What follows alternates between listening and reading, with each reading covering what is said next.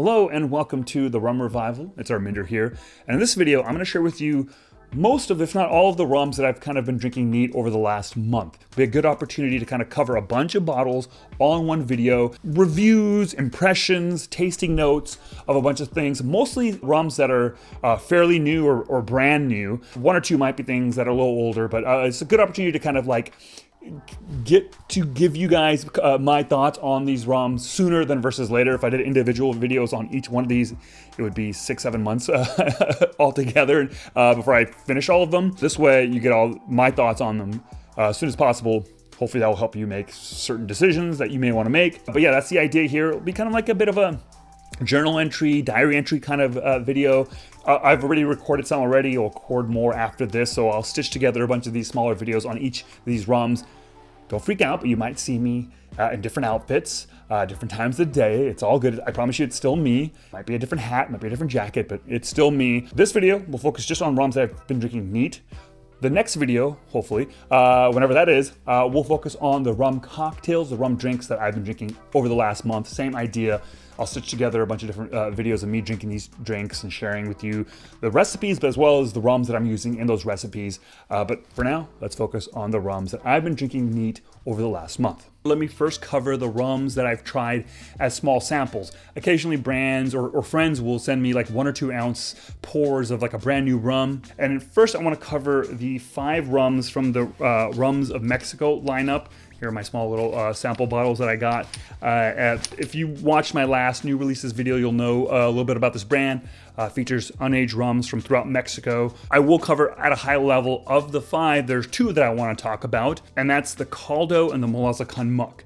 Now the Caldo is interesting because it is cane juice rum, but the main note that I got kind of really surprised me. I wasn't ready for it, and it was a smoke and barbecue. So in a way, it kind of reminded me of, from the Spirit of Haiti Clarin lineup, their La Roche. That has like a barbecue smoky quality, but it also has like a vanilla to kind of counterbalance. Now this doesn't actually, the Caldo doesn't have any vanilla, at least not, I don't remember it having vanilla, but what it does have is a little bit of a berry note, which is kind of a nice kind of dimension to the barbecue and the smoke. So a really fun rum, really kind of left to field rum, was not ready for that flavor profile. Now the other one I want to talk about was the Malasacan Muck. It's produced in Jalisco, and this is a big high ester bomb, so if you like Grand Aromes or unaged overproof Jamaican rums, this is going to be in your wheelhouse. It is, like I said, made with molasses, but also with muck, so that helps create the high ester of it all, and it goes through a long fermentation. Now the notes here were pretty wild. Some bandage, it was dry, it was astringent,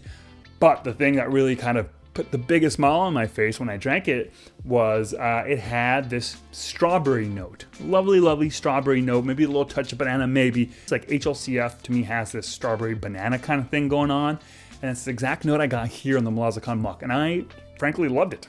I love rum fire, I love Hamden, and I really like this. I'm gonna grab a bottle because I really want to try it in a daiquiri and all sorts of other stuff. Now the next sample I want to talk about is the Shakara 15. This, if you're not familiar, is from Thailand. A couple of years back, 2 years ago, we got the Shakara 12 year, column distilled rum, aged all in Thailand for 12 years, in ex-bourbon, 47-ish% ABV. This is, my understanding, the same rum, but just aged an extra 3 years. And I was like, why? What's the point of this? Like, how different can it be? Then I got a sample and I tried it, and I was surprised that the 3 years of aging actually made a pretty big difference. The 12, rummy, floral, and I think both have this floral quality to it, which I kind of like, but the 12 felt very more kind of burnt caramel, molasses kind of thing, where the 15 felt drier, woodier, which you would, oh yeah, just 3 years aging, it's gonna make it lean more in that direction, but I was surprised by the difference. More astringent, a little more, actually a lot more black tea. In a way, it kind of reminded me of the difference between Appleton 12 year and 15. For me at least, there's a big difference in that 3 years, and it really, the 15 is a lot drier, woodier, a lot more black tea forward. And this kind of is a very similar kind of comparison between the Appletons and the Shakaras, very much in the same way. For me personally, I think I lean in the direction of the 12. I like that rumminess quality. The 15 is a little bit more, I have to be in a very particular mood for that.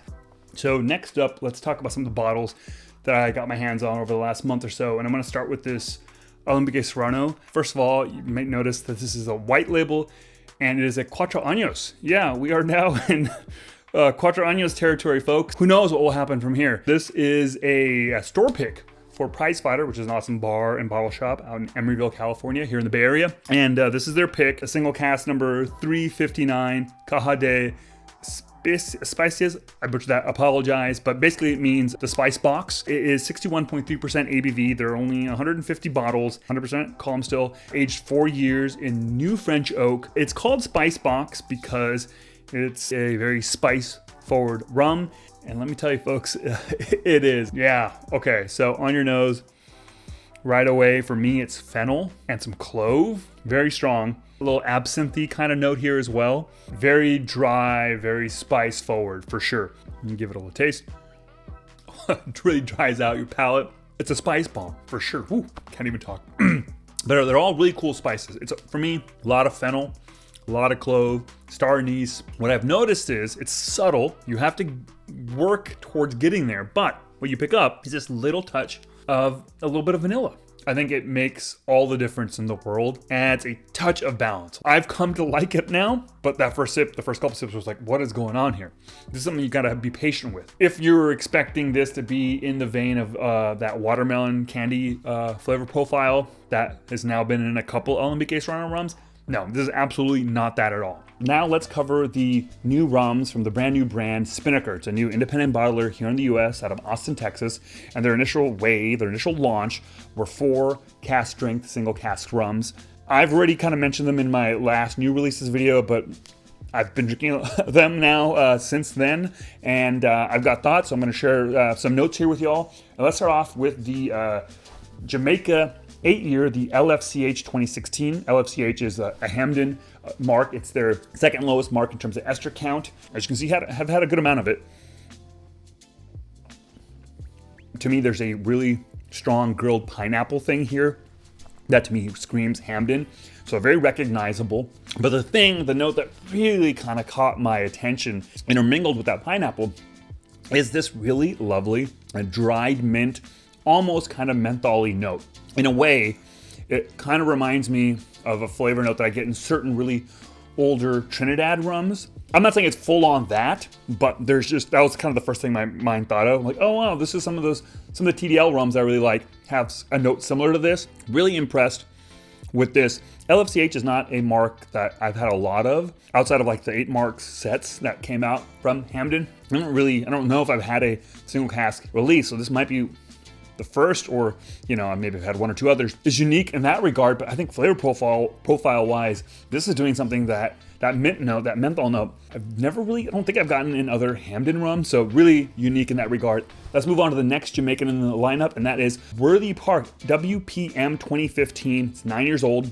So on the aroma here, I get kind of a couple things. The Worthy Park banana note, overripe banana thing, that's here for sure.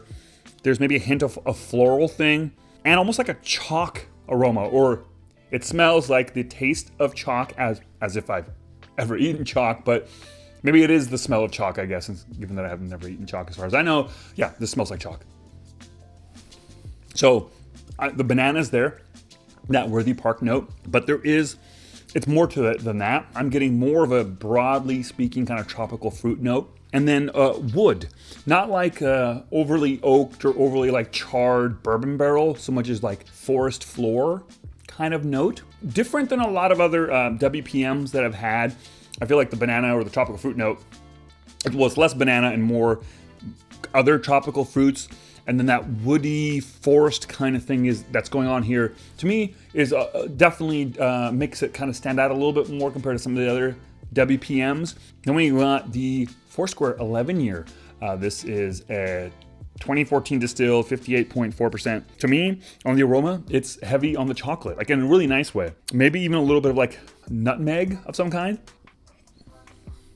First thing that kind of hits you is like the mouthfeel. It's like kind of silky smooth and kind of like all the right ways. Definitely getting a heavier char note here, but I'm also getting vanilla here, caramel candy, like hard candy as well. And there is like a dried fruit note here, maybe like I don't know if it's like dates or figs or something like that. And baking spice and a decent amount of heat actually here as well. I would say this is like a round rum, an approachable rum with enough character, but definitely hitting In many ways, the Foursquare beats for sure. Like this is not a radical reinvention of Foursquare at all, but it is a solid, pretty good execution of Foursquare stuff for sure. Now, if you have a bunch of Foursquares, do I feel like you need to run out and get this?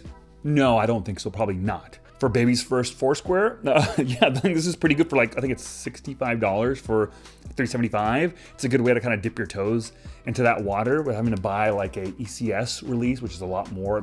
Plus they're not making them anymore, right? In that way, this is kind of a good kind of first ECS or first Foursquare. And then the last one is the Guyana 12-year, the MPM 2012. This is Port Morant, age 12 years, 63.2%.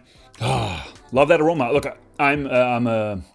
Do the kids still say Stan? Because probably not. The fact that I'm asking that question clearly means the kids are no longer saying that. But I will finish this train of thought and say, I am a Port Morant Stan. Stupid. But yeah, dried dark fruit is kind of the aroma I get here. Like in a way, concentrated down black cherries.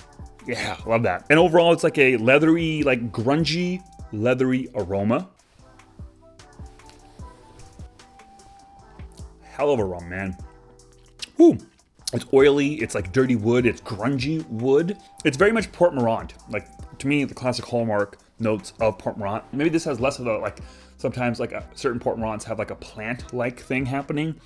This is less that, but grimy, grungy, leather, oily. On the back end, there's like a little bit of slight smoke, a little bit of grime. I love this, but then again, I'm someone who really, really likes Port Morant.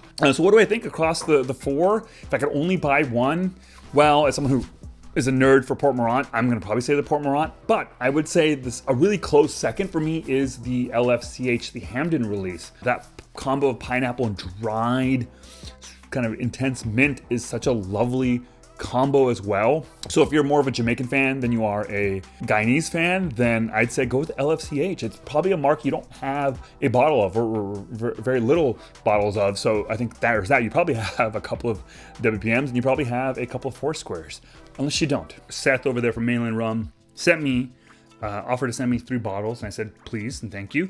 And one of the ones which I want to talk about is this one here. This is California 8-year. This was a pick for the Rum Curious Summit in San Diego. Not only could you buy it there, I know you can buy this on the Mainland website. This is the one that was made with Hawaiian molasses, but it's not distilled in Hawaii. It's distilled in Mountain View, California. The distillery is Essential Spirits Alambique Distillers or something to that extent. Hadn't really heard of them. And then I tried it. Well, first I actually smelled it. Let me tell you. If you gave this to me blind, you know what I would tell you that this smells like? This Bay Area made Hawaiian molasses rum. What this smells like to me is, in a way, a little bit like an Appleton Estate rum, where there's a fruitiness, there's a little bit of molasses forwardness, some oak forwardness, and some fruitiness. It's not full-blown like Hamden or Worthy Park.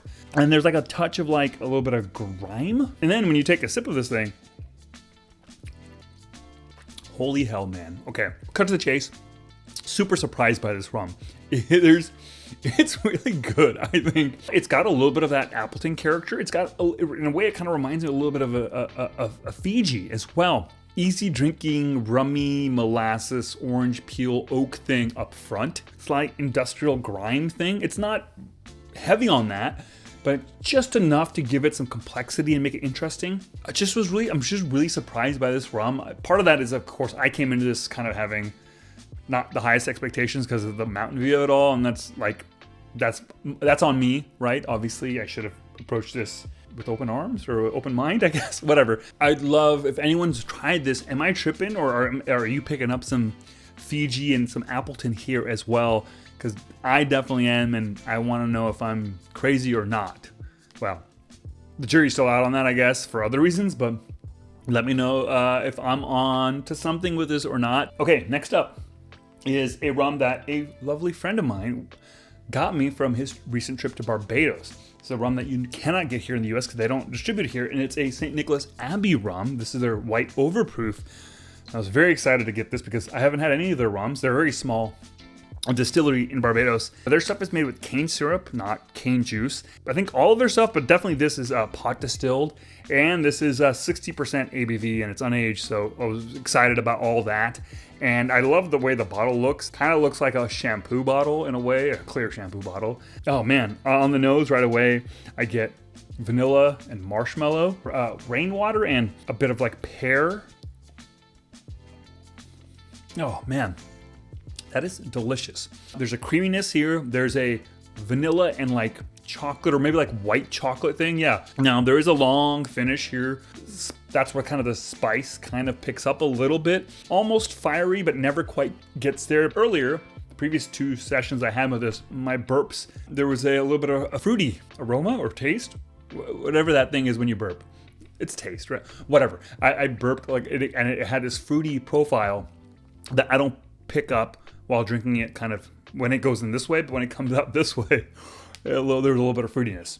All right, so moving on. In terms of a older rum, something that's not brand new, that it's been sitting in my collection for a while now, that I recently kind of went back to, that like really kind of wowed me, was the Don Q double cask Cognac Finish. This is a rum that came out, I think 3-ish years ago, maybe even not, probably not 4, but 3.5 maybe. 49.55% ABV, finished. I don't know how long it's been aged, but at the time when I first got this, I loved it. I think I did a video on it like in the early days. Might have been my 2nd or 3rd video here on YouTube. But I've had a decent amount of it, but I've only touched it over a year or so. And lately, the last couple of weeks, I've been drinking a little bit here and there, and man, it is a hell of a rum. Let me on the aroma, a really multifaceted kind of orange thing. Orange zest, orange oils, caramelized orange. Yeah, man, that's really nice. Cheers. Man, a lot of dried fruit here. Apricot, maybe figs. Nice, slightly burnt caramel thing here. But there's some oaky tannin things here as well to offset that. And a little bit of tobacco on the back end. Frankly, it's a damn shame that this was a one-off, because 1, I would have bought another bottle. But 2, I think that would have meant that other people would have had the opportunity to try this and they'd realize like, wow, Don Q does some really cool stuff. I would love for them to put something out like this again out, but I don't know. I haven't seen a new release in this series in over a year and a half, maybe 2 years now. So maybe they're done with it. I don't know. But really this shows you that Don Q makes some killer rum, but if all you've had is their core stuff, and I don't blame you, because most of what you can get from them is their core stuff. It's low in proof.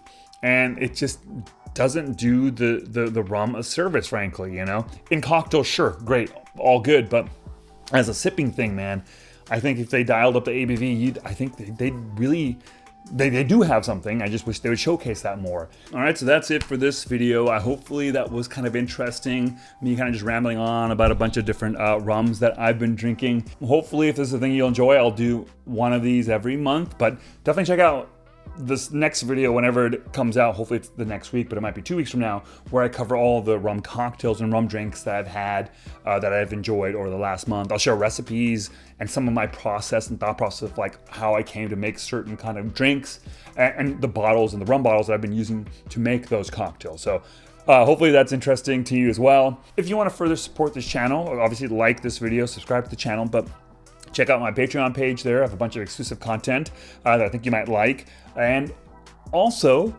if you want to join us for our monthly happy hour, you can subscribe to the VO tier or higher, and you get access to that monthly online happy hour with a fun group of folks just chatting about rum.